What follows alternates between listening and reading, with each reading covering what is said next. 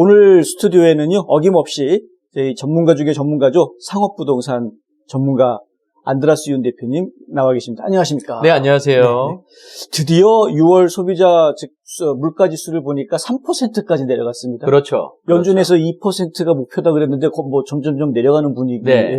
어떻게 지금 영향이 좀 있습니까? 부동산 시장에? 뭐 우리가 이 부분에 대해서 이미 계속해서 얘기를 해왔었죠. 네네. 제가 분명히 정말 이 페드에서 이제 공격적으로 이자율, 왜냐하면 이자율을 만지작거리는 것이 첫 번째 목표 자체가 annual inflation rate 자체를 내리는 거니까. 그렇죠. 일단 그런 것 때문에 많은데, 자, 우리가 지금 현재 3%입니다. 네. 그러나 앞으로 2%가 더 목표죠. 네. 그런데 우리가 이전까지 계속 얘기를 했듯이 제가 분명히 쉽게는 페드에서 또 올리지는 못할 것이다. 사실상 우리 저번 달에 분명히 6월 달이면 또 한 0.25 정도가 올라갈 것이라는 예상은 했었죠. 네네. 그러나 저는 그 전부터 쉽게 올리지 못할 것이라고 분명히 예상을 했었는데 결국에는 올리지 못했고요. 네네. 그런데 다시 또 뭐 7월 달에는 무조건 한 번 정도는 더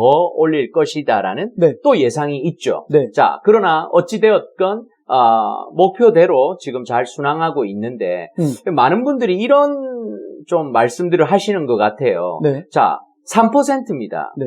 굉장히 느낌 좋죠. 네. 자, 그런데 왜 내가 실질적으로 무엇인가를 사거나 이러면 이전보다 더 올라갔다고 느끼는지. 물건 값이요? 그렇죠. 물건 값은 떨어진 적이 없어요. 계속 올라가고 있는 거예요. 그 부분에 대해서 조금 우리가 바로 아는 것이 필요한 것 같은데요. 네. 사실상 작년에 네. annual inflation rate, 자, annual inflation rate이라는 것, 그 텀 자체가 굉장히 중요합니다. 이것은 결국에 1년을 종합해서 네. 지난 12개월간의 그런 물가의 어떤 상승률을 얘기하는 거 아니겠습니까? 네, 네. 그래서 혹시 작년에 기억하시는지 모르겠지만 작년 6월에 annual inflation rate이 얼마였는지 기억하십니까? 저희가 기억하기로 그때 9% 뭐. 그렇죠. 네. 예, 정확하게는 굉장히 많이. 9.1%. 아, 9.1%.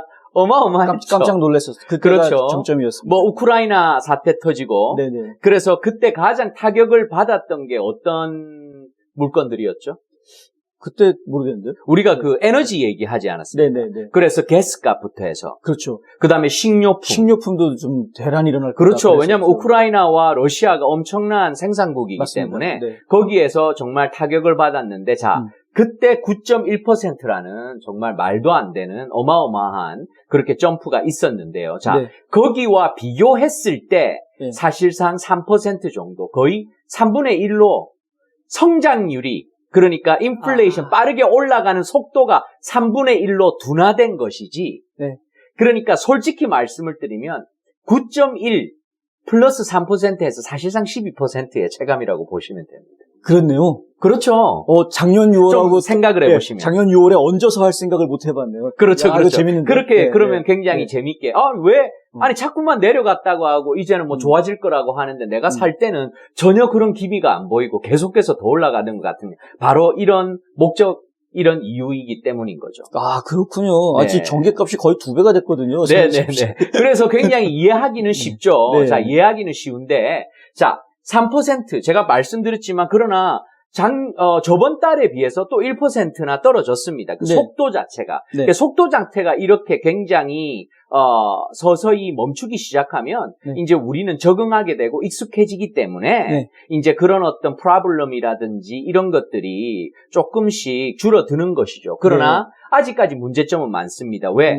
인플레이션 자체는 높은데 거기에다가 예를 들어서 이제 일하는 사람들의 월급이라 할까요? 인건비. 뭐 인건비. 네. 이런 부분들. 생산 원가잖아요. 전부. 그렇죠. 그러니까 네. 이런 것들이 모두 맞물려 있기 때문에 네. 쉽사리 완전히 변화가 되기는 굉장히 어렵지 않나. 그러나 이런 어떤 3% 소식 때문에 벌써 뭐 뉴욕 증시 마감에서는 네. 막 호재를 부르고 그리고 어마어마한 또 경제의 어떤 활성적인 어떤 그런 얘기들이 또 오고 가고 그런 지금 상황이죠. 그 뉴욕 증시는 전 보면 볼수록 정치판 같다는 느낌이 많이 들어요. 왔다 갔다 하죠. 정말. 네. 예. 일부러 막 읍소하는 것 같아요. 더 이상 이자 올리지 말라고 연준을 막 갖다 괴롭히는 것 같아요. 네. 그렇죠. 뭐 좀 더 활발한 경제를 위해서 그렇게 되어야만 하겠죠. 예. 네. 확실히 지금 부동산도 커머셜 부동산 위험하다라는 기사들이 이제는 싹 사라져버린 그런 그렇죠. 느낌입니다. 네, 네, 전반적으로 경기가 좋아질 것이다라는 그런 그 낙관론들이 조금 더 기세 등등해지는 뭐 이런 분위기로 가는 것 같긴 한데, 그러면 전문가들이 보시기에도 후반기에 경기 침체가 올 거다라는 부분 어떻게 판단하고 있는 거예요? 자, 솔직히 말씀드립니다만 네. 이전 우리가 찍었던 영상들을 이렇게 제가 계속해서 얘기해왔던 영상을 보면 네. 솔직히 굉장히 파지티브하죠. 그랬나요? 그렇죠. 그렇게 네. 왜냐하면 전망은 우울했었는데 네네. 저는 계속해서 커머셜 부동산 마켓에 대해서 그렇죠.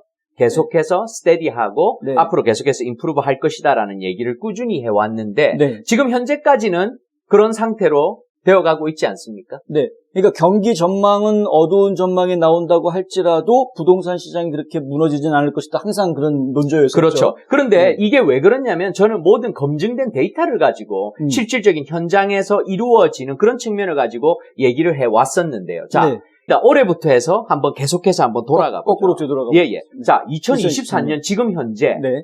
간단하게 얘기해서 리세션이 왔나요?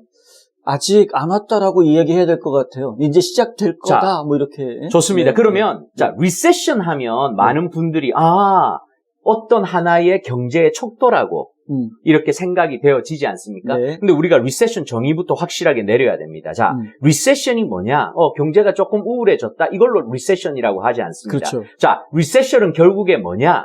이게 투 쿼터를 기준점으로 합니다. 투 쿼터면 사실상 6개월이죠. 맞습니다. 그러니까 컨세커티브한 6개월 동안에 얼마만큼 하락이 있었느냐. 그런데 재밌는 거는 뭐냐? 자, 2023년도에 그런 하락이 없거든요. 없죠. 자, 그래서 단호하게 말씀하실 수 있는 게 리세션이 안 왔다. 그러면 2022년도는 어때요? 2022년에는 두 개의 4분기가 GDP가 떨어진 적이 있긴 있었어요. 네. 근데 그게 뭐 기술적으로는 리세션이다. 근데 뭐 그렇지 않다. 뭐 말이 자, 많았죠. 네. 지금 나온 통계에 의하면 네. 2022년도에 경제 성장률은 2.6% 올랐습니다. 올라갔다. 오히려. 네. 2022년도에 올랐습니다. 리세션 오지 않았습니다. 네. 뭐 2021년도도 똑같고요. 사실상 리세션이 온 적 최근에 없습니다. 없죠. 네. 뭐 언제 왔었느냐? 네. 서프라임 모기지 사태 때. 2008년. 예, 그때 어떤 네. 충격이 와서 뭐 2009년, 2010년 네. 요렇게 이때에 있었지만 이제 더 이상은 없는 거죠. 코로나 때도 잘 선방을 했죠, 사실상. 네. 서프라이즈하게. 네. 자, 그렇게 따진다고 우리가 보았을 때 경제 전문가들은 이전부터 2021년부터 계속 들어왔던 소리입니다. 코로나가 끝나면 경제가 충격을 먹고 완전히 무너질 것이다. 이런 얘기 쭉 있었죠. 네. 2021년에 어떤 기사가 쏟아졌냐면 2022년대에는 모든 어떤 그런 리세션이 몰려올 것이다. 네. 작년 기사를 다 뒤져보면 어떻나요? 자, 2023년 이렇게 거의 한 여름부터 시작해서 리세션이 불어닥칠 것이다. 네. 지금 미디어에 구글을 쳐보시면 전부 그런 기사입니다. 자, 중요한 현실은 오지 않았습니다.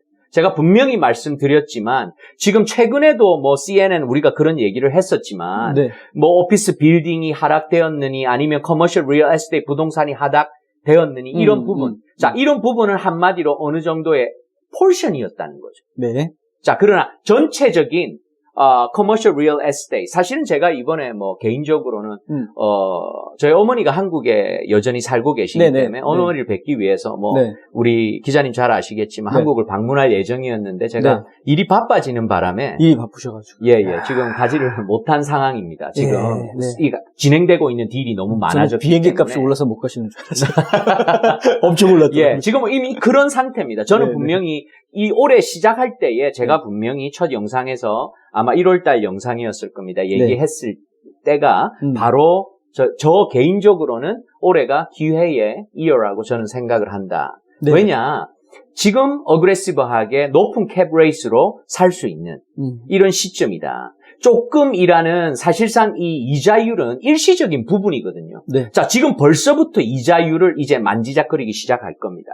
그리고 서프라이징하게도 지금 현재 프라임 레이트 자체는 8%가 넘은 상태예요. 그렇죠. 그러나 제가 지금 하고 있는 딜들은 거의 6.5선에서 해결이 되고 있습니다. 네. 그렇기 때문에 이런 전략적인 측면에서 조금만 받쳐준다면 이전에 볼 수 없었던 그런 하이어 캡 레이스로 더 많은 좋은 프로퍼티를 찾을 수 있는 그런 시점이었던 거죠. 네. 네. 제가 이것뿐만이 아니고 조금 더 데이터를 여러분들에게 좀 드리고 싶은 게 있는데, 네. 혹시 우리 기자님, 요즘에는 좀 이상하게 뜸해요. 그러나 네. 제가 학창 시절이나 제가 한창 미국 생활을 하면서 굉장히 파퓰러했던 스토어, 네. 혹시 Bed Bath & Beyond 기억하십니까? 잘 알죠. 예, BBB. 저희는 이제 자주 갑니다. BB&B.